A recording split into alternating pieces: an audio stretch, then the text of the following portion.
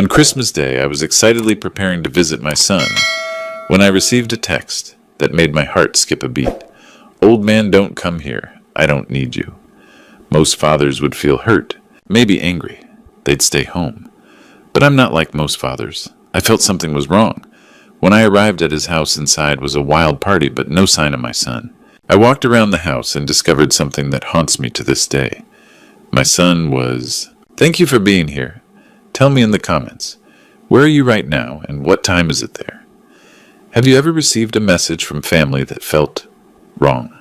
The December wind howled through the old wooden slats of my ranch house, but inside my kitchen my heart was warm as a summer fire. I sat at the table polishing my cowboy boots with saddle soap, the leather worn soft from 40 years of ranching.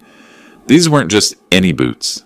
These were my good boots, the ones I saved for special occasions. On the table beside me sat 3 simple gifts.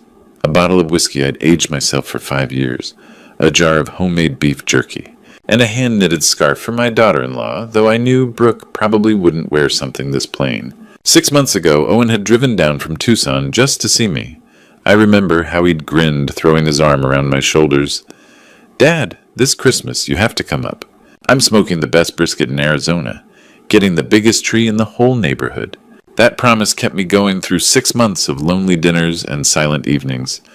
Owen was a man of his word, always had been, never broke a promise. My phone buzzed. I smiled, expecting details about tomorrow's bus schedule. But when I read the message, the smile died. I stared at the screen, read it again and again. Owen would never call me old man like that. When he teased, it was Pops or old timer, always with warmth. And Owen was careful with words. This message was cold. Perfect grammar. No warmth. Just ice.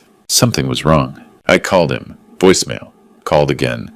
Same automated cheerfulness. The person you are trying to reach is not available.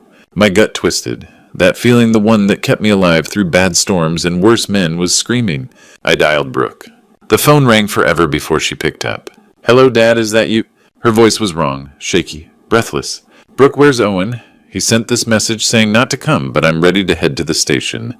He's sleeping? She cut me off fast, too fast. Actually, we're at the airport. Emergency trip to Cancun. It's really loud here.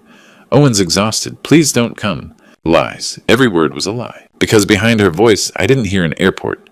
No announcements, no jet engines. I heard music, heavy bass, aggressive rap, the kind Owen hated.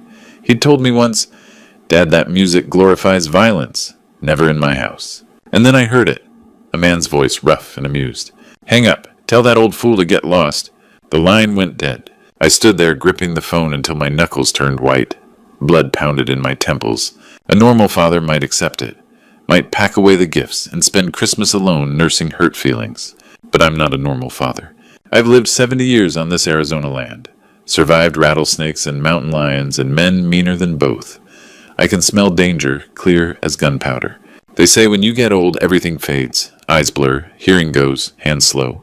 But one thing gets sharper, a father's instinct. I grabbed my jacket, reached into the drawer for my old folding knife with the oak handle. The blade was worn thin, but sharp as ever. I slipped it into my inner pocket, right against my chest. That knife had cut rope-skinned game, and once, just once, had protected me from a very bad man. Tonight it might have to work again. I thought about a kid I'd taught years back, a troubled boy named West. Last I heard, he'd made it into the FBI. Maybe I'd need that connection, maybe. But first I needed to know for sure. I left the gifts on the table, left the warmth, and stepped into the December cold where my old pickup waited. I wasn't going to Christmas dinner. I was going to war. That text wasn't from my son. That call wasn't from a family heading to Cancun. That music, that voice, that terror in Brooke's words. That was an invasion. And somewhere in a dark house in Tucson, my boy was in danger. I could feel it in my bones. The Greyhound bus groaned down Highway 10, cutting through the Arizona night like a steel beast on a mission. Only 3 other passengers rode with me, a tired-looking woman clutching a shopping bag, a college kid with headphones, and a man in a Diamondbacks cap who hadn't looked up from his phone since Benson. I sat in the back right side where I could see everything. The driver, Hank, was a wiry guy in his 50s with a faded Marine tattoo on his forearm. He caught my eye in the rearview mirror about 20 minutes in. Heading to Tucson for the holidays, he called back. Something like that. Family. Yeah, my boy. Hank nodded satisfied and turned his attention back to the road. I was grateful. The last thing I needed was small talk. Outside, the desert stretched endlessly under a half moon. Saguaro cacti stood like silent sentinels casting long shadows across the scrubland. Distant lights from scattered ranches flickered and disappeared. Everything felt empty, cold. I pressed my hand against my jacket pocket, feeling the outline of the folding knife. Not for reassurance, for preparation. People don't understand what a father's instinct really is. It's not some warm, fuzzy feeling. It's not just love. It's a low rumbling alarm that goes off deep in your chest when something threatens your child. It doesn't matter if they're 7 or 30. It doesn't matter if they live 500 miles away. When that alarm sounds, you don't hesitate. You don't question. You move. My mind drifted back to when Owen was 7 years old. We had a small herd of cattle back then, nothing fancy, just enough to keep the ranch running. One morning, a heifer wandered off into the canyon. Owen begged to come with me to find her. "Bo, oi," he'd said, tugging my sleeve. "I can help. I know I can."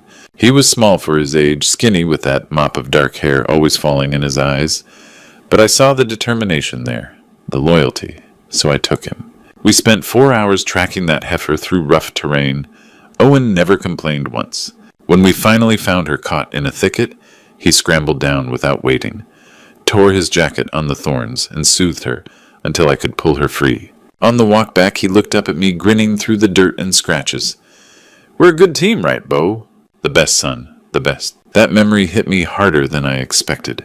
Somewhere in Tucson, that same loyal, determined boy was in trouble, and I was barreling toward him at 70 miles an hour on a half-empty bus. Hank's voice crackled over the intercom. "Tucson city limits, folks. Arriving in 10 minutes.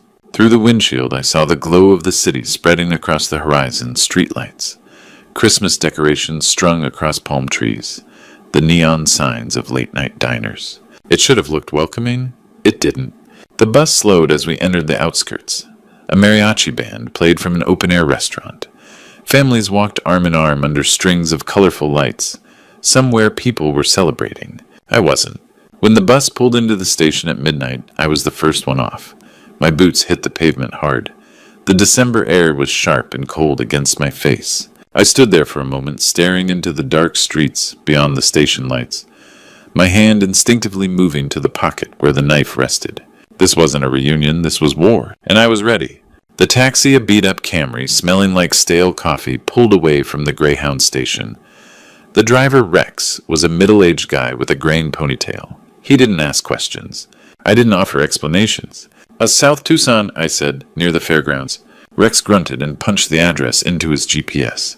The 30-minute drive took us past shuttered storefronts and late-night diners glowing with neon. When we turned into Owen's neighborhood, the contrast hit me hard.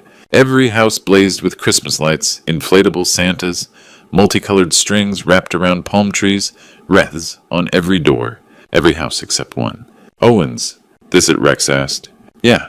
I paid him $40 and stepped onto the curb. His taillights disappeared, leaving me alone in the December cold. That's when I saw them. 3 black Ford F-150s parked across Owen's front lawn, mud-splattered like they'd torn through rough desert roads. The tires had carved deep ruts into the grass. Owen mowed every Saturday morning with meticulous care. My jaw tightened. The house was completely dark. No Christmas lights, no wreath, no warm glow, just darkness. But it wasn't silent. Music pounded from inside, heavy bass, aggressive gang rap.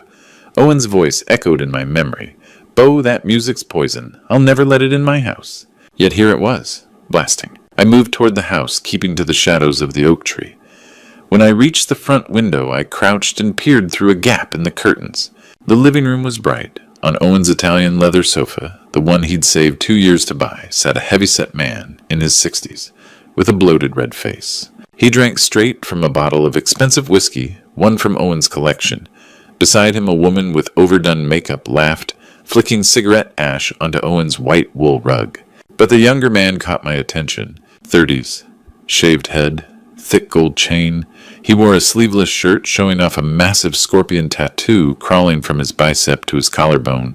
His boots were propped on Owen's coffee table, and he was using one of Owen's kitchen knives to clean under his fingernails. I recognized him instantly. Owen had shown me his picture once, sighing heavily. "That's Brooks' brother, Vance. He's Trouble Bo. Runs with bad people. I told him he's not welcome here. Yet here he was, in Owen's house, treating it like a clubhouse.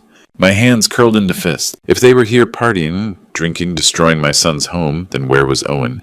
Where was Brooke? I backed away from the window, heart hammering. The scene burned into my brain, strangers desecrating everything Owen valued. Music he hated shaking the walls. Everything screamed danger. I stared at the front door, its brass handle gleaming. For a moment I considered pounding on it, demanding answers. Where is my son? But instinct, the old wolf instinct, stopped me. You ring that doorbell, you lose surprise. And in war, surprise is everything. I stepped back into the shadows. Pulse pounding, but thoughts sharp. I wasn't going through the front door. I was going round back. I stood there in the cold December air, hidden beneath the oak tree's shadow, staring at the side gate that led to the backyard. Logic told me to stay invisible. Find another way in. Don't announce myself. But another voice, the father's voice, whispered louder. What if you're wrong? What if this is just a messy family visit, and Owen's upstairs with a migraine? What if you break in and make a fool of yourself? I had to know. I had to look into Brooke's eyes. Eyes don't lie. I stepped out of the darkness and walked straight to the front door. My hand reached for the doorbell. Ding dong. The music inside cut off abruptly. Footsteps. Muffled voices. Who the hell's that? I told you no visitors. The door cracked open. Brooke stood there in a thin silk nightgown with a cardigan thrown over it. Her face was heavily made up, but it couldn't hide how gaunt she looked. Dark circles carved deep beneath her eyes. When she saw me standing there with my worn farm duffel bag, her face went bone white. She froze. Her hand gripped the doorframe so hard her knuckles turned pale. Her lips trembled, but no words came out. Hey, sweetheart, I said gently. I made it. Where's Owen? I got his message, but something didn't feel right. Brooke stammered, her voice barely above a whisper. Dad, why are you here? We told you. We're at the airport. No, we canceled. Owen's asleep. He's exhausted. You can't. The lies spilled out frantic and incoherent. Then Vance appeared behind her. He held a beer bottle, his face flushed red from alcohol. His eyes raked over me with open contempt. He grinned, showing yellowed teeth stained by cigarettes. Who's this Cisso? The old farmer. He stepped forward, planting himself between Brooke and me. He was tall, 6'2" at least. I'm 5'8" on a good day. He loomed. Wrong house, old man. We don't need whatever you're selling. Get lost. I tried to step forward. I'm not selling anything. I came to see my son, Owen. This is his house. Vance blocked me with his body. Owen's busy. He's tied up. Come back. Never. Now leave before I make you leave. I looked past his shoulder.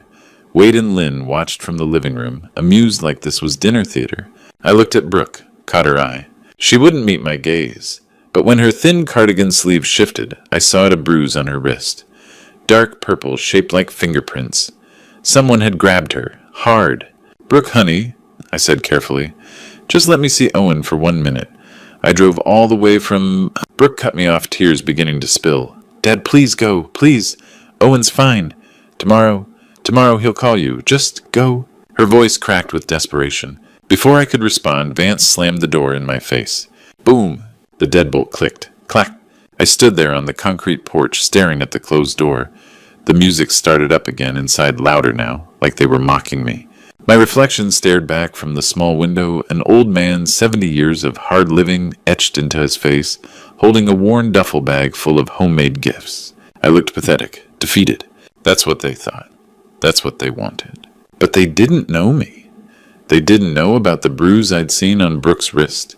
They didn't know the terror I'd heard in her voice. And they sure as hell didn't know what a father will do when his son's in danger. I stepped back from the door slowly, deliberately, turned and walked toward the street. Let them think I was leaving. Let them relax. But I wasn't going anywhere, not without my son. A wooden door couldn't stop a father. I'd get inside. One way or another, I walked down the street at a steady pace, head down like a defeated old man heading home. But when I reached the corner, I ducked behind the neighbor's hedge and crouched low. Waited. 5 full minutes watching Owen's front door through the gaps in the shrubbery. No one came out. No one followed. Good. I circled around through the alley behind the row of houses. The December cold bit at my face, but I barely felt it. My knees ached, arthritis flaring up, but I ignored it. When I reached the wooden privacy fence running along Owen's property line, I ran my hand along the boards until I found what I was looking for, a loose panel. I gripped it, pulled, and squeezed through the gap. I dropped into Owen's backyard. The destruction hit me immediately. Owen's rose bushes, the ones he'd planted with Brooke on their first anniversary, were trampled flat petals scattered like confetti across the mud. The lawn he mowed every Saturday morning with obsessive care was torn to shreds, deep tire ruts carved through the grass like scars. Those black trucks hadn't just parked out front. They'd driven back here, tearing up everything Owen had worked so hard to maintain. The whole yard looked like a construction site, and the smell. Gasoline, heavy and sharp, motor oil, and something else, something chemical. Acrid, burning the back of my throat. Underneath it all, something rotten, decayed. I moved silently toward the far corner of the yard, past the ruined garden. That's when I saw it. The shed. It was a small wooden structure, maybe 10 feet by 10 feet. Owen had built it himself 2 years ago to store his lawn mower and tools. He joked about it once. Things rickety as hell, Bo. One good kick and it'd collapse. But something was different now. The door had been reinforced. 2 metal bars bolted horizontally across it. The old flimsy latch had been replaced with a massive padlock. Brand new, chrome-plated, gleaming dully in the moonlight. That lock cost more than the shed itself. Why would anyone put a lock like that on a tool shed? I pressed my ear against the wooden door. Silence. I was about to pull back when I heard it. Clink, clink, metal on metal. The sound of heavy chains. Slow, deliberate. Then ragged breathing. Someone struggling to pull air into their lungs. A voice so faint I almost missed it. Water. My blood went cold. I pressed my lips to the crack between the boards and whispered, Owen, is that you, son? Silence. 3 seconds, that felt like an eternity. My heart pounded so loud I thought it would give me away. Then knock, knock. Weak, barely audible, like someone using their last bit of strength. And then a sob. Not the sob of a grown man. The sob of a child who'd finally found his mother after being lost. The sob of desperation finding hope. Bo. The voice cracked hoarse, almost unrecognizable, but I knew it in my bones. Bo, oi. My world shattered. My son wasn't in Cancun. He wasn't asleep in a warm bed upstairs. He was here, in this filthy, freezing shed, 10 steps from his own back door, yards away from where his in-laws were partying and laughing. They'd chained him like an animal. Owen, I whispered urgently, my voice shaking. Son, I'm here. I'm getting you out. Hold on. Another sob from inside. Then his voice barely a rasp. They're gonna kill me, Bo. Vance said if I don't sign. Shh. No one's killing you. Not while I'm breathing. I pulled back from the door and stared at the massive padlock. My hands clenched into fists. Rage roared through me like wildfire, not the hot, explosive kind, but the cold, calculated kind. The kind that gets things done. I glanced back at the house. Music still pounded from inside. Lights blazed. They were comfortable, confident. They thought they'd won. They had no idea what was coming. I reached into my jacket pocket and pulled out the folding knife. The blade glinted in the moonlight. It wouldn't cut through a padlock, but I didn't need it to. I needed it for something else. I was getting my son out of that shed. Tonight. That padlock mocked me, gleaming in the moonlight. Chrome-plated, heavy-duty, probably cost $50. But I wasn't leaving without my son. I touched the knife in my pocket. No good. Couldn't cut through steel. I needed something else. I scanned the ruined yard. Most of Owen's tools were probably locked inside the shed with him. But then near the corner, under a tangle of overgrown bougainvillea, I spotted it, a length of iron rebar, maybe 2 feet long, half an inch thick. Rusted, but solid. Probably leftover from some old clothesline project. I grabbed it, tested its weight. Good enough. Back at the shed door, I studied the setup. The padlock itself was fortress grade, but the hasp, the metal bracket bolted to the wood, that was the weak point. The wood was old, rotted by years of Arizona monsoons. Owen had never gotten around to replacing the boards. I wedged the rebar between the hasp and the doorframe. Then I pushed. I put every ounce of weight behind it. The rebar bit deep into the wood. My 70-year-old arms shook. Sweat ran down my face despite the cold. My shoulders screamed. But this was for Owen. I poured 40 years of logging, ranching, and survival into that lever. Open or I'll tear you apart, I growled through clenched teeth. Crack! The wood splintered. The hasp ripped free from the frame, taking a chunk of rotted lumber with it. The door swung open with a long, agonizing creak. I froze. Did anyone inside the house hear that? I listened. Music still pounded from inside. It had covered the noise. I stepped into the shed. The smell hit me like a fist-old urine-sweat disinfectant and something metallic. I pulled out my phone, turned on the flashlight. The beam swept across the interior. Torn bags of fertilizer. Owen's old lawnmower tipped on its side. Garden tools scattered everywhere.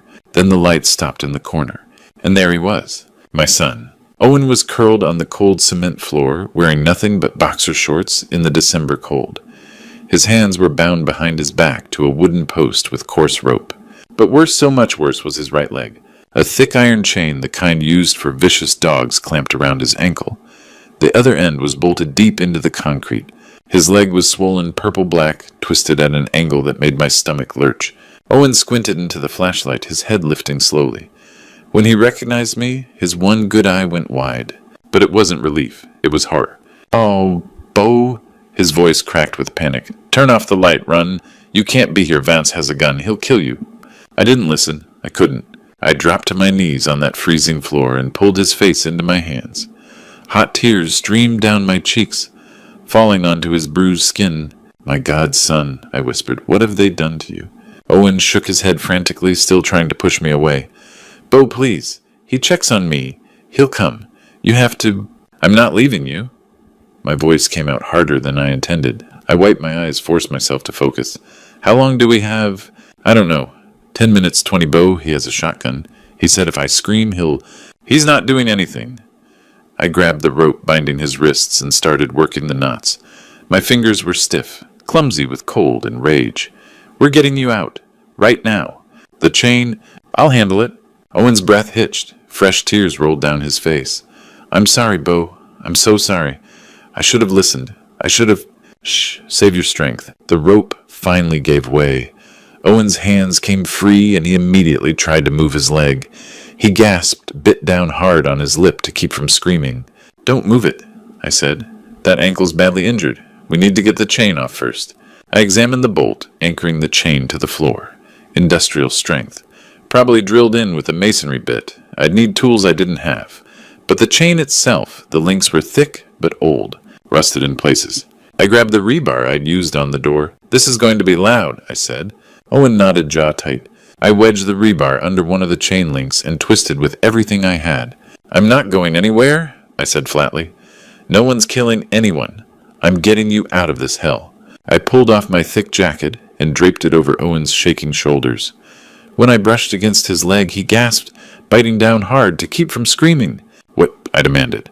"Why is Brooks' family doing this to you?" Owen's breath came in shallow gasps. Then he started talking. "Last week, I went to check on the warehouse. You know, for my trucking company." His voice was hoarse-broken, but steady. There'd been weird late-night shipments. Drivers logging routes that didn't make sense. I went to the main garage after hours. Wanted to see what was going on. I found Vance there, and Wade, Brooks' father. They were pulling the spare tires out of 3 of my trucks. Inside the tire compartments. Bo, there were packages. White packages. Dozens of them. Crystal meth. My stomach dropped.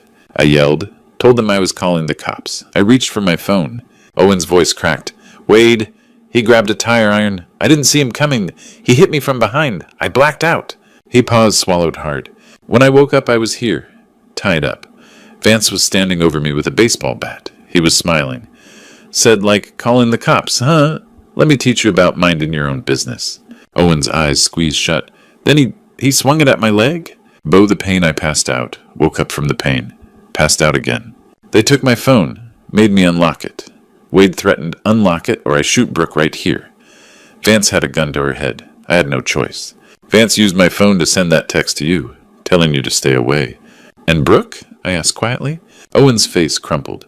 She cried, begged her father to stop. Lynn slapped her, hard. Wade told her, "Choose.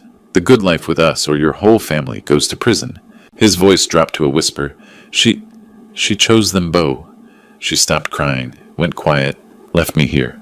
The words hung in the cold air like poison. "Why didn't they just kill you?" I asked. Owen glanced toward the corner of the shed. I followed his gaze. On the workbench sat a small metal tray. On it, a clear plastic bag filled with white powder, a burned spoon, a lighter, and syringes in sterile packaging. My blood turned to ice. "They need me alive," Owen said. "The company's in my name, clean record. Perfect for laundering money-moving product. If I die, cops investigate. The company gets frozen. But if I'm alive and controlled, they can use it forever." His voice dropped lower. "They're going to inject me tonight, Bo.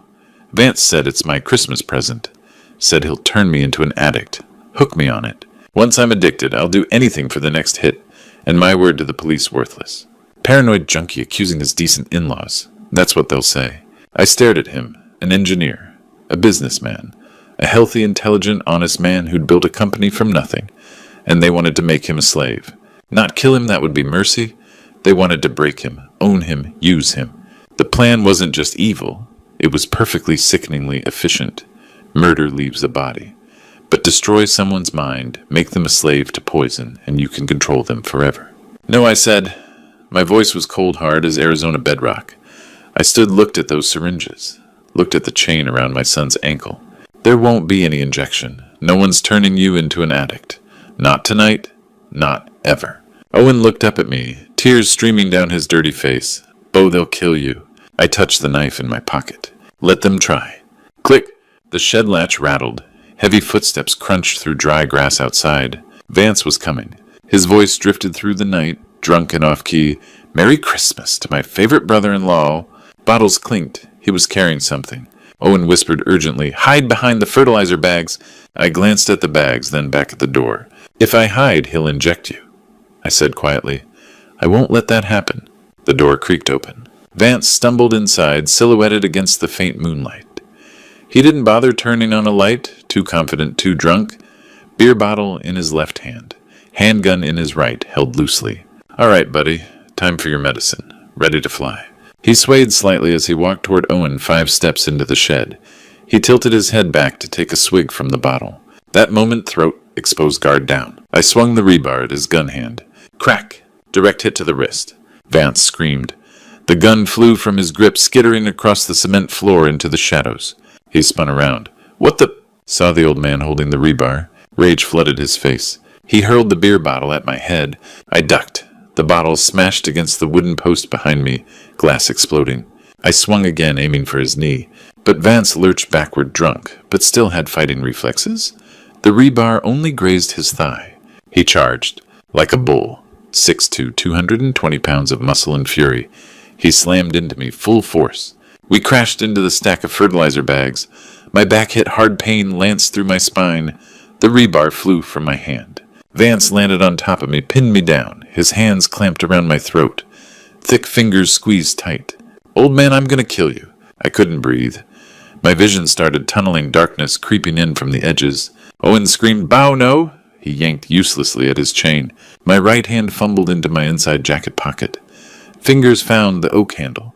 I flicked it open, one smooth motion muscle memory from 40 years ago. Vance didn't see it. He was focused on strangling me, eyes wild with rage. I drove the blade up into the outside of his thigh. Not the artery, but enough.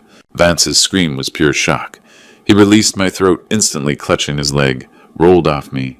"You stabbed me. You crazy." He curled up, gripping the wound. I scrambled to my hands and knees, gasping like I'd run a mile. My throat burned, but adrenaline roared through me. Owen shouted, "The gun, Bo! The gun!" Owen, hands still tied, had stretched out his good leg, hooked the gun with his foot, dragged it closer. I lunged for it, grabbed it, aimed at Vance. "Don't move." Vance froze on the ground, staring down the barrel. His face went pale. Don't shoot, man. It was just a joke. Wade made me do it." I didn't shoot. Instead, I picked up the rebar. "This isn't a joke." I swung it in a controlled arc, connecting with the side of his head temple area.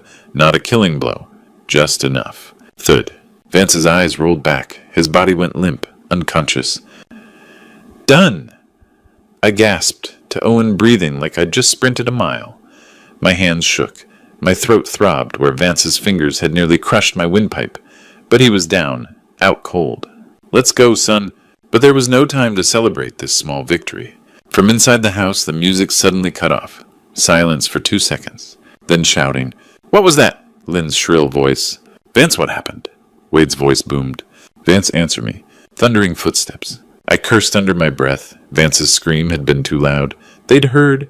Dad, we have to go, Owen said, eyes wide. Right now. I searched Vance's pockets. Front wallet, phone, back a key ring with a Ford logo. Keys, thank God. Owen, hold on. The chain around Owen's ankle was secured with a padlock, no key on Vance's ring. But the chain itself was anchored to the floor with a U-bolt system. Bolt and nut. I grabbed a rusted adjustable wrench from the workbench and attacked the nut on the U-bolt. It was seized tight. My hands shook. Sweat dripped into my eyes. Hurry, Dad, Owen urged, hearing the shouting from the house growing louder. I threw everything I had into it. The nut finally turned, loosened. I unscrewed it. The U-bolt came free from the floor anchor, but the chain was still clamped to Owen's ankle. The padlock remained. No time to get it off. Can you walk? Owen tried to stand. His leg buckled. He cried out in pain. I'm okay, let's go. I hauled him up. Owen put all his weight on his left leg. His right broken chain hung limp. The chain dangled clanking. Lean on me. Grit your teeth. My arm around his waist, his arm over my shoulders.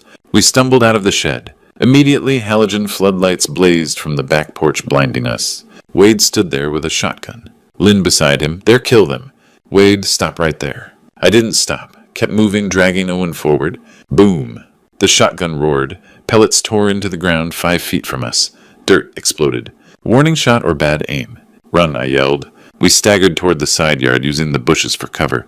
Boom. Second shot. Hit a tree branch above our heads. Debris rained down. We lurched around the side of the house. Owen groaned with every step. The chain around his ankle dragged clink, clink, clink, scraping across concrete. We reached the front yard. The 3 black F-150s were still parked there. I hit the key fob. The middle truck's lights flashed.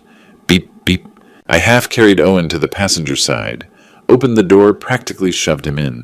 He cried out when his broken leg hit the seat. Sorry, son. Slammed the door. Sprinted to the driver's side. Wade came around the corner from the backyard, shotgun raised. I was already in the driver's seat. Locked the door. Wade, get out or I'll blow your head off. He aimed the shotgun at the windshield. I looked at him through the glass. Let's see if your shotgun beats my truck. Key in the ignition. Turn. The V8 engine roared to life, shifted into drive, slammed the gas. The truck launched forward, straight at Wade. His eyes went wide. He dove to the side at the last second, hitting the grass. The shotgun flew from his hands. I aimed for the iron gate at the property entrance. Crash. Violent impact. The metal gate ripped off its hinges, flew into the street. My head slammed into the steering wheel, no airbag, older truck. Stars burst in my vision, but I kept the gas pedal down. Hard left turn. Tires screamed. The truck fishtailed. I straightened it out. Roared down the suburban street. I glanced at Owen in the passenger seat. He was gasping, face pale, drenched in cold sweat. Both hands clutched his broken leg. The chain still clamped around his ankle, swung down, rattling with every bump. Are we out, Dad? He asked, voice barely a whisper. I checked the rearview mirror. The dark road behind us empty. No headlights chasing us. Yet. Not yet, son, I said, eyes locked on the road ahead. My hands gripped the steering wheel so tight my knuckles turned white. Not yet. This fight's just getting started. Owen was fading. I had minutes, not hours. I pushed the F-150 to 80 miles per hour on the empty Highway 82. Owen slumped against the passenger seat. His eyes fluttered. Owen, stay awake. Don't sleep. Dad, I'm cold, so tired. If you sleep now, you might not wake up. I knew the signs: shock from trauma. Broken bone, possible internal bleeding. Life-threatening. Owen mumbled, remember, when I was 7, the cow... Yes, I remember. You never gave up. Don't give up now. His head rolled to the side. I slapped his cheek, gentle but firm. Owen. His eyes snapped open. Okay, I'm awake. I knew this area from supply runs to the ranch.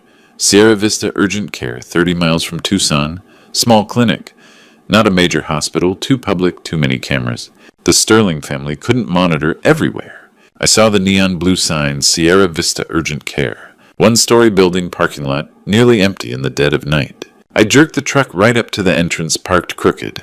Didn't care. Engine still running. Jumped out, ran to the passenger side. Opened the door. Owen was half conscious. I lifted him using old logging strength, carrying him across my arms to avoid jarring the broken leg. Owen, pain from the movement. Sorry, son, almost there. I kicked the clinic door open with my boot. Inside, small waiting room, harsh fluorescent lights buzzing. Nurse Emily at the reception desk, young mid-20s, nodding off over paperwork. She jolted awake at the noise, saw an old man covered in dirt carrying a young man with a chain around his ankle. She screamed, "Oh my God!" The treatment room door burst open. Dr. Stone rushed out 50's glasses, exhausted. "What's happening?" He saw Owen, saw the chain, saw the leg clearly broken, massively swollen. His expression shifted professional concern to suspicion. This wasn't a car accident. That's blunt force trauma. And that chain... Who are you? What did you do to him? I was desperate. I'm his father. I just rescued him from kidnappers. Can you fix his leg before you interrogate me? Dr. Stone stared at me for a long moment, then decision. He barked at Emily, "Treatment room now, morphine for pain, move!" To me, "You stay here." The mistake. As they wheeled Owen away on a gurney, I overheard Dr. Stone tell Emily, "Call the police. We have to report suspicious injuries. Protocol." I stepped forward, grabbed Emily's arm. "No, not local police. Call the FBI, federal..." Dr. Stone pushed my hand away. "Sir, it's protocol. We have to report this." They pushed Owen through the door. It swung shut. I was alone in the waiting room. My phone was dead. I sat down on a plastic chair. I needed to call Agent West. Pulled out my phone. Black screen. Dead battery. Used the flashlight and the shed GPS during the drive. Damn it! I slammed it on the chair. The walls were closing in. I knew local police meant a trap. The Sterling family owned the local cops. But I couldn't run. Owen needed treatment. Then I heard them. Sirens. Not ambulance sirens, police sirens. Whoop, whoop, whoop. My head snapped up. Through the clinic's glass door, I saw flashing red and blue lights. 2 patrol cars screeched into the parking lot. 4 officers stepped out, hands on their holsters. Leading them was a heavy-set man with a thick mustache, eyes narrowed, scanning everywhere. I stood slowly. Every instinct in my body screamed wrong. They'd arrived too fast. Way too fast for lazy local cops responding to a suspicious injury call at 3 in the morning. That meant only one thing. They were already coming. Already warned. The Sterling family had made that call before the doctor did. The heavy glass door swung open. Sheriff Carson stepped inside, heavy-set mid-50s, thick mustache uniform straining against his gut. 3 deputies behind him, younger hands resting on their gun belts. Carson's eyes swept the room, ignoring Nurse Emily at the desk, locked onto Nash. He walked straight toward me, no hesitation. "You the one who brought the injured man in." I stood. "I'm his father. Name's Nash. Who are you?" Carson stopped 3 feet away. "Sheriff Carson, Sierra Vista Police Department. You're under arrest for kidnapping, assault, and unlawful imprisonment." Shock hit me like ice water. What, I'm the victim here? My son was chained and beaten by his in-laws. Carson smirked. Didn't believe a word. He leaned in close, whispered, so only I could hear. "The Sterling family called ahead. Warned us about a crazy old man. Said you're dangerous. Delusional." My blood froze. Carson continued, still whispering. "Old man, you poked the wrong hornet's nest. Vance is my drinking buddy. Wade plays golf with the mayor. You really think you can waltz in here and accuse them?" I understood the whole town was on the cartel's payroll, or worse, just the sheriff. But that was enough. Carson's straightened voice louder now. "I don't need to know who you are, but you're coming with us." I set my jaw. "My name's Nash, and I'm not going anywhere until my son's safe." "Carson Nash, huh? Well, Nash, you got 2 choices, handcuffs, or we drag you out." He nodded to his deputies. "Cuff him." 2 young deputies stepped toward me, reaching for my arms. I made a split-second decision. I cannot go with them. If they took me, Owen would die. The Sterling family would finish the job. I grabbed a plastic waiting room chair, swung it hard at the nearest deputy. Thwack, hit his shoulder. The deputy staggered back. "Ow, he hit me!" I didn't wait. Bolted for the treatment room door. "Stop him!" Carson roared. I burst through. The treatment room, one large space with 3 beds separated by curtains. Owen on the middle bed, Dr. Stone wrapping his leg, Nurse Emily holding an IV bag. They looked up startled as I crashed in. "Owen, we have to go now." Dr. Stone. "What, he can't move? I just..." Bang bang. The deputies pounded the door. "Open up." I slammed it shut, locked the bolt, but it was flimsy. I looked around. A heavy medicine cabinet on wheels leaned against the wall. I shoved it, scraping rolled it in front of the door. Just as the deputies tried to push in, the cabinet blocked them. Boom, boom! They hammered harder. The wood started to crack. Plaster dust fell from the doorframe. The small window on the door shattered. Crash! A tear gas canister rolled into the room, hissing thick white smoke pouring out. Cuff, cuff! Everyone started choking, eyes burning. "Dr. Stone, What is this? This is a medical facility. I turned to Emily, coughing. Your phone, please. Emily backed away, terrified. I swear I'm not a criminal. They want to kill my son, please. Maybe it was the desperation in my eyes. Maybe she saw Owen's injuries and believed. Trembling, she pulled her phone from her scrub pocket, handed it to me. My fingers shook as I took it. Tears streamed down my face from the tear gas. My lungs burned. Owen was coughing violently on the bed pain medication, barely keeping him conscious. Dr. Stone was shouting something about calling the state police, but his words were drowned out by the pounding on the door. Boom, boom, boom. The medicine cabinet scraped across the floor inch by inch. They were breaking through. I had maybe a minute, maybe less. I dialed the number I'd memorized years ago, but prayed I'd never need like this. The only person I knew who could stand up to corrupt local cops. Agent West. 1 ring, please answer. 2 rings. My hand wouldn't stop shaking. The door cracked. Wood splintered. Breach it! Carson's voice bellowed from outside. 3 rings. Then hello, who is this? A deep, authoritative voice. Agent West. Nash gasped through the tear gas. West! Agent West! It's Nash, your old teacher. Silence. Mr. Nash, what's going on? Nash cut him off. No time. I'm at Sierra Vista Urgent Care, Cochise County, Arizona. My son Owen, the Sterling family. They're a drug cartel. They chained him, broke his leg. Local police are corrupt. Sheriff Carson, they're trying to arrest me. If they get us, we're dead. West's voice shifted hard, professional. Barricade the door. Don't surrender. We have a helicopter unit in Tucson. I'm mobilizing them now. 30 minutes. Can you hold? Nash looked at the cracking door. I don't know if this door will last. West, use everything you've got. Don't die on me, sir. I'm coming. Click. Nash handed the phone back to Emily. 30 minutes. For someone waiting to die, 30 minutes felt like 30 years. Boom. The door cracked further. Deputies using gun butts as hammers. Nash thought I need another weapon. One police fear more than bullets. He looked at Emily. Your phone, Ken. It live stream, TikTok, Facebook. Emily nodded, confused. Yes? 4G works. Nash, turn on the camera. Film me. Go live. Right now. Emily hesitated. Why? Nash, because the only thing stronger than corrupt cops is the truth going viral. Emily looked at the breaking door, looked at Owen, clearly a victim, looked at Nash, a desperate father. She opened TikTok. It's live. Nash wiped tear gas tears from his face. Didn't want to look crazy, wanted to look like a father. He stared into the camera lens, took a breath. Hello, everyone. My name is Nash. I'm a father. He stepped aside so the camera showed Owen on the bed leg, destroyed purple-black, swollen. Chains still clamped around his ankle. That image spoke louder than words. Look at this. See what my son's in-laws did to him. They broke his leg, chained him like an animal in a shed on Christmas Eve. Why? Because he discovered they were trafficking drugs. Nash held up a small object, an SD card. Owen had slipped it to him in the shed, hidden in his shoe when captured. This SD card has proof. Video of the Sterling family Wade Vance packing methamphetamine into my son's trucks. Outside, louder pounding. Carson's voice. Breach it! But you know what police are outside right now. Sheriff Carson from Sierra Vista. He's not here to arrest the drug dealers. He's here to arrest me, the victim's father. Crash. Another window shattered. Another tear gas canister rolled in. Thick smoke flooded the room. Nash coughed, but kept talking. Share this video, please. If we die tonight, it's because of Sheriff Carson and the Sterling cartel. Don't let this go unpunished. Emily, thousands of views already, comments flooding in. Boom! Final hit. The door collapsed. The medicine cabinet tipped over with a crash. 4 deputies in gas masks stormed in. Batons raised. One had a taser. Nash told Emily, cut it, post now. She hit stop, hit post, just as deputies closed in. A deputy shouted, on the ground. Nash, don't touch my son. Batten swung, hit Nash's shoulder. He dropped to his knees. Zap! The taser hit his back. Electricity coursed through him.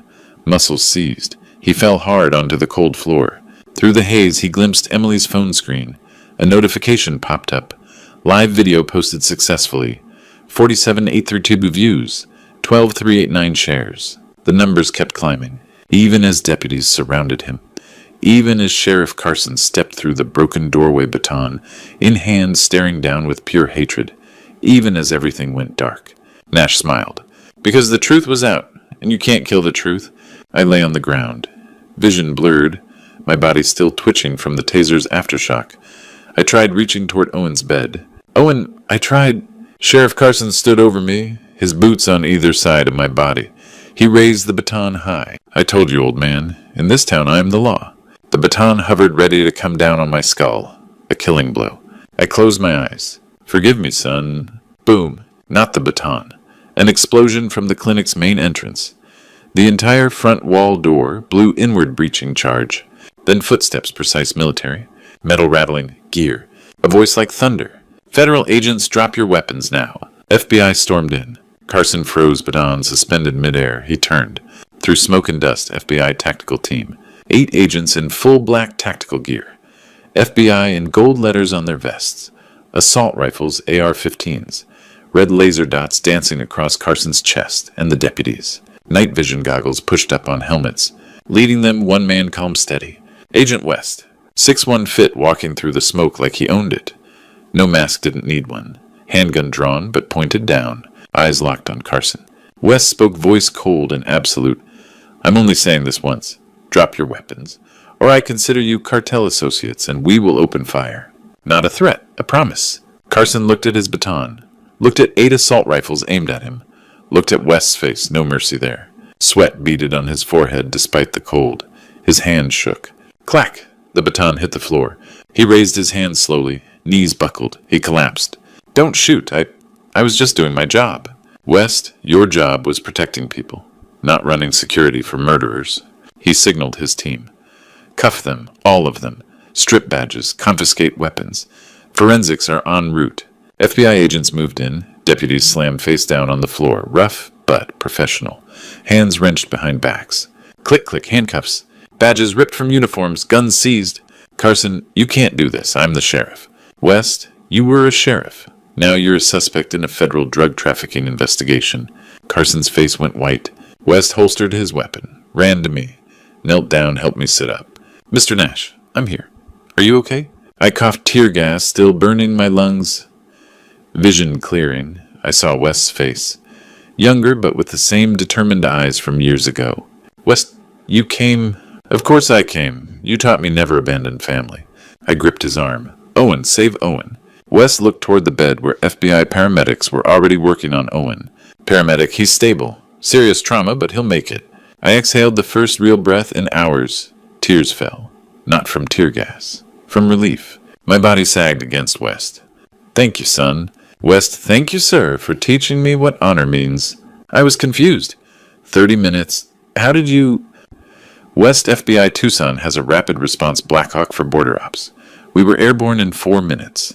80 miles by helicopter, 18 minutes. He added, your video went viral. 2 million views in 20 minutes.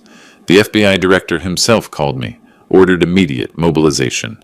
I leaned against the wall, watching Sheriff Carson dragged out in handcuffs, his face twisted with rage and fear, the man who thought he was untouchable, the man who'd sold his badge to drug dealers. Now just another criminal. Agent West stood beside me, hand on my shoulder.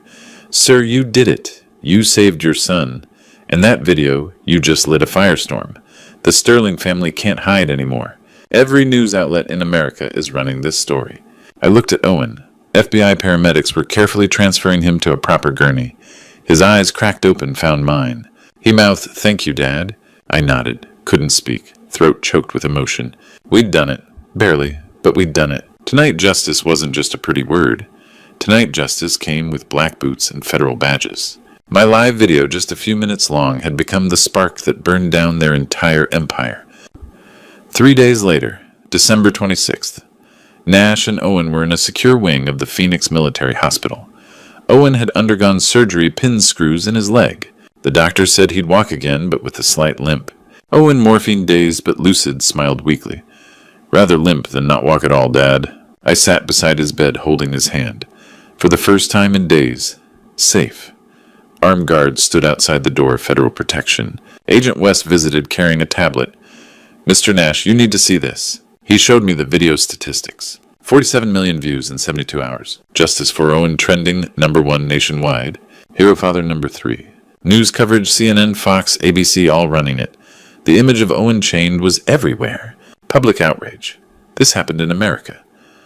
Comments flooded in. Find these monsters. Hero Father. Investigate Sierra Vista PD. Politicians tweeting about the case. Arizona governor calling for federal investigation. FBI director under pressure from Congress. West explained the Sterling family didn't even know you'd escaped until the next morning. Sheriff Carson was supposed to handle it quietly. Bury both of you. Wade was too arrogant. Thought local cops had it covered. By the time your video went viral at 5 a.m., we already had teams surrounding their house. They woke up to FBI breaching their door. West showed us body cam footage from the raid. Dawn. December 23rd, 6:00 a.m. FBI tactical teams surrounded the house. Loudspeaker, Wade Sterling, FBI, come out. No response. Breach team stormed in. Found Wade and Lynn in the living room trying to burn documents in the fireplace. Too late. Vance on the couch, wounded, leg-bandaged, assault rifle beside him. He didn't dare use it. All three arrested. But the real evidence agents tore up the garage floor concrete. Found a secret vault underneath. Ladder leading to an underground room. Inside, over 110 pounds of crystal meth and heroin. Assault rifles. Cash more than $800,000. Ledgers with handwritten transactions. Biggest cartel bust in Arizona this year, West said. He held up an evidence bag, Owen's SD card. We recovered this from your jacket. Watch the footage. Crystal clear. The video showed Wade and Vance opening spare tires, packing drugs. Audio, if Owen finds out we're finished. Then Owen walked in, shouted. Wade attacked with a tire iron. Camera went dark, but audio continued sounds of beating Owen's groans. This is ironclad evidence, Nash. They can't deny it. Owen's voice quiet. What about Brooke? West hesitated. She cried when we arrested her. Said she'd begged her father to stop. But when Wade slapped her and told her to choose the good life or her family in prison, she chose them. West looked at Owen with sympathy. She didn't directly harm you, but she stayed silent, watched. The prosecutors are charging her as an accessory. Owen stared at the ceiling, silent for a long moment. Then she made her choice. Now she lives with it. I squeezed my son's hand, the boy who once cried over a lost cow. Now a man betrayed by his wife, tortured by her family, and somehow still strong enough to survive. Trial's in 3 months, West said. With this video and the SD card, they can't escape. Their lawyers are expensive, crafty. But we have the truth. He looked at both of us, and the truth never dies. 3 months later. March, the trial of the century. Every seat packed. Federal courthouse in Tucson imposing fortress-like. Security everywhere. The courtroom jammed. Press activists public. Nash and Owen sat front row victim's side. Owen in a wheelchair, still not walking well. Across the Sterling family in orange jumpsuits, shackled. Behind them, 3 defense attorneys in $5,000 suits. The lead defense attorney, smooth 50s silver hair, stood. Your Honor, my clients are victims of tragic misunderstanding. Owen Sterling has documented history of erratic behavior. Alloy but smooth. The drugs were planted by competitors. The torture was self-inflicted during mental crisis.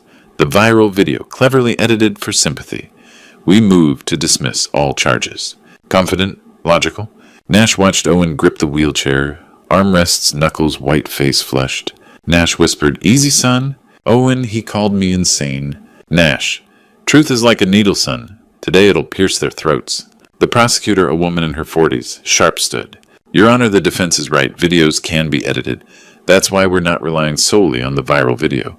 She held up an evidence bag, the SD card. This is unedited body camera footage from Owen's safety vest. Recovered from his shoe sole where he hid it before being beaten unconscious. The screen activated. The entire courtroom watched the large display. Crystal clear Owen's POV entering the warehouse. Wade and Vance cutting open spare tires. White packages visible. Audio perfect. Vance, if this shipment goes through, we're set for 6 months. Wade, just don't let Owen find out. He's too honest. Then Owen's voice, what the hell are you doing? Wade spun face white. Vance, damn it! Owen, I'm calling the cops. Wade grabbed a tire iron, approached from behind. Swing hit Owen's neck. Camera spun, crashed. Black. But audio continued thwack thwack hitting. Owen groaning. Vance gag him. Wade, get the truck. We're taking him home. Silence when the video ended. No one moved. Some jurors had tears. Wade slumped pale. Vance trembled. The defense attorney's mouth hung open. The prosecutor called Nash to the witness stand. Nash stepped up slow but steady, swore the oath. Prosecutor, Tell the jury what you did when you suspected your son was in danger. Nash spoke simply, I'm not educated, just a farmer. But I taught my son be honest, work hard, respect family. When I got that message, I knew something was wrong. A father knows. He looked at the jury. They broke his leg, chained him, planned to destroy his soul with drugs. But they forgot one thing. He pointed at Owen. They forgot he's my son, and I don't abandon family. You can have money, power guns, but we have the truth. His voice rang, and the truth never dies. Applause erupted. The judge, order. But she fought tears too. Jury deliberated 4 hours, returned. Foreman, we find Wade Sterling guilty on all counts. Vance Sterling guilty on all counts. Lynn Sterling guilty on accessory charges. Gallery cheered. Judge Stern, Wade Sterling, 25 years federal prison. Vance Sterling, 30 years. Lynn Sterling, 15 years. All assets forfeited. Gavel bang. Outside before transfer to women's detention, Brooke, an orange cuffed, asked, Can I see Owen? 1 minute. Agent West nodded. 5 minutes, supervised. Waiting room. Owen in wheelchair, Brooke led in. Nash by the door watching. Brooke mascara streaking. Owen, I'm sorry, I was scared. They threatened to kill me. Kill you. Owen quiet. I know you were scared. I don't blame you for being scared. But forgiveness doesn't mean going back. You watched them break my leg.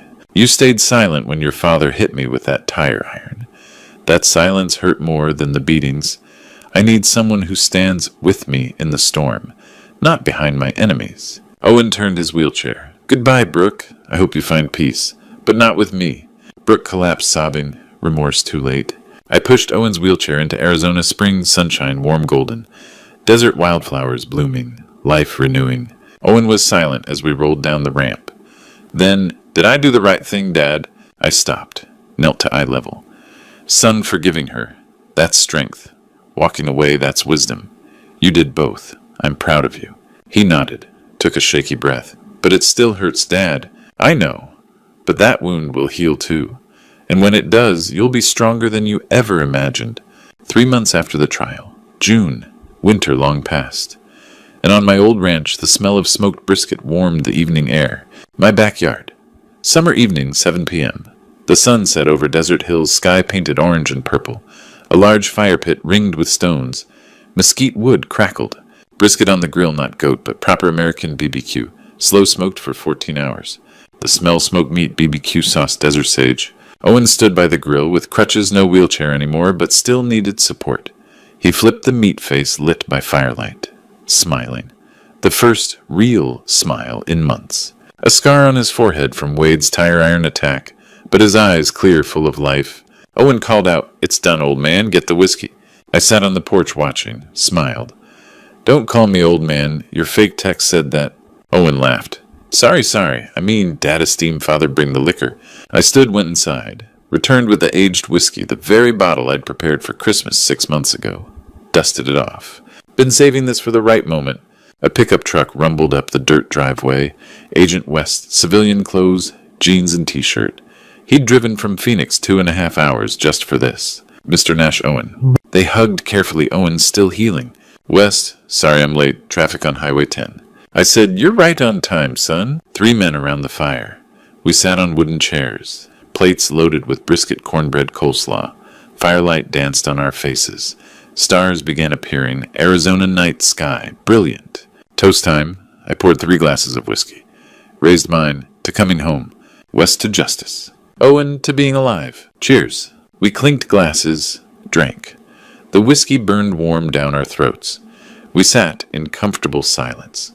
Only sounds, fire crackling, crickets, distant coyotes howling across the plains. I watched Owen eat heartily, saw the crutches leaning against his chair, saw the scar, but I also saw life, strength, survival. I thought back. 6 months ago, the horror of that text message, the desperation in the shed, fighting Vance, nearly dying in the clinic, and now this. Warm fire, good food. My son laughing with West about some FBI case. My eyes stung, not from smoke, from gratitude. I set down my glass, turned, looked straight ahead as if speaking to someone watching. Let me tell you something important. Life is full of traps. Wolves in sheep's clothing. They can take your money, your house, even your name. But there's one thing they can never take: the blood that runs through your family. Never ignore the voice in your heart. When your instinct, your corazonada, tells you your child is in danger, you throw fear straight to hell. You break down doors. You fight like an animal. Because the greatest wealth a man has isn't in his bank account. I gestured to Owen and Wes beside me. It's the people sitting around the fire tonight. I'm Nash. I'm a father. And I'm proud of that. I picked up my plate. Owen handed me a piece of brisket. I bit into it, closed my eyes, savoring. Outstanding, son. Better than any 5-star restaurant. Owen grinned wide. I told you, Dad. Best brisket in Arizona. I raised my glass one more time. Merry Christmas, Owen. 6 months late, but we made it. Owen raised his. Merry Christmas, Dad. Fire crackled. Stars shone. Night was cold. But our hearts had never been warmer. Looking back at this true story, I realize how dangerously close I came to losing everything. When Owen sent that message on Christmas Eve, I didn't hesitate. I got on a bus to Tucson at midnight. But here's what haunts me: I almost waited. I almost convinced myself he was fine. Don't be like me. Don't second-guess your instincts when someone you love needs help. I wasted precious hours questioning that feeling in my gut. By the time I arrived, Owen had been chained in that shed for 3 days. 3 days. If I'd waited until morning, or told myself it could wait until after the holiday, I might have arrived to find my son turned into an addict, or worse, dead. These grandpa stories aren't just entertainment. This true story taught me the most important lesson of my life: when family is in danger, you don't calculate the risk, you move. The Sterling family counted on my hesitation. Sheriff Carson counted on my obedience. They nearly won. Thank God I trusted my old instincts one more time. Thank God I remembered that a father's job never ends. Not at 68, not ever. Owen is alive today because I didn't wait for permission or proof. I just went. So listen carefully to these grandpa stories. They're not just about what I did right. They're warnings about what I almost didn't do. Your loved ones don't need a perfect hero. They need someone who shows up even when it's terrifying. That's what all grandpa stories teach us. This true story could save your family. Share it. Comment below if you've ever trusted your gut to save someone. Subscribe to the Tint channel because these lessons matter more than you think.